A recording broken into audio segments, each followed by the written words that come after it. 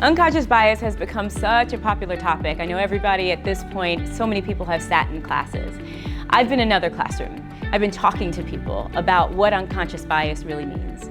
And what that is that we have people all around the world that aren't just studying unconscious bias, aren't sitting in a classroom, but they are experiencing the impact of feeling like they are not enough, or feeling they're not treated equally or fairly in their offices and their workplaces. Now, this is going in a direction that is going to get a little bit different, because I'm not here to tell you that you need to fix unconscious bias. You'll get that in the training classroom. What I'm here to do is to convince you that the best way for you to get everything that you need in life is to master unconscious bias. Now, let me tell you what I mean by that. So unconscious bias, for those of you, let's get a quick refresher here. Unconscious bias is this thing that our brain does on a regular basis where we literally see something and we decide what category to put that thing in, right? So for example, you see someone walking on the street and your brain says, is this danger? Is this safe? Is this somebody I want to talk to? So this is what unconscious bias does. Every single person in the world is unconsciously biased because we are human beings. Human beings put people in categories to protect themselves, and so it's a very, very good thing. However, where it goes wrong is that we are now in a world where our unconscious bias has gone rampant. We are just judging and criticizing, and even the unconscious bias is transitioning into a hate, and a hate that we have never, ever seen before. So what is the benefit for you to invest in mastering and getting a hold of your own mind's common and deliberate capacity to categorize people and make assumptions about who they are? So here is the thing, folks.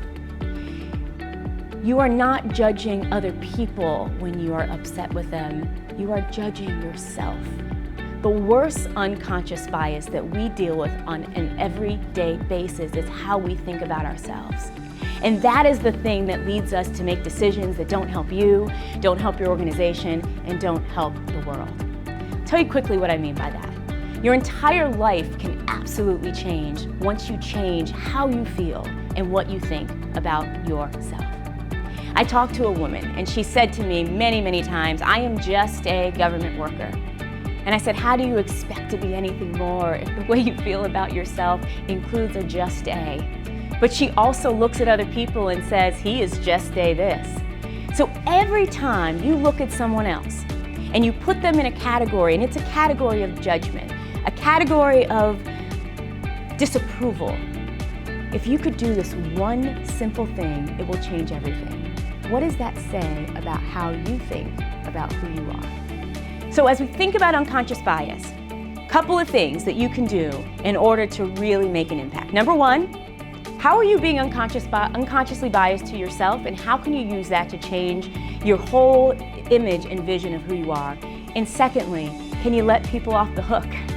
Is there a way that you can interact with just a couple people today and stop your mind from putting them into a category? Just give them a chance, because it's the same chance that you hope that people will give you.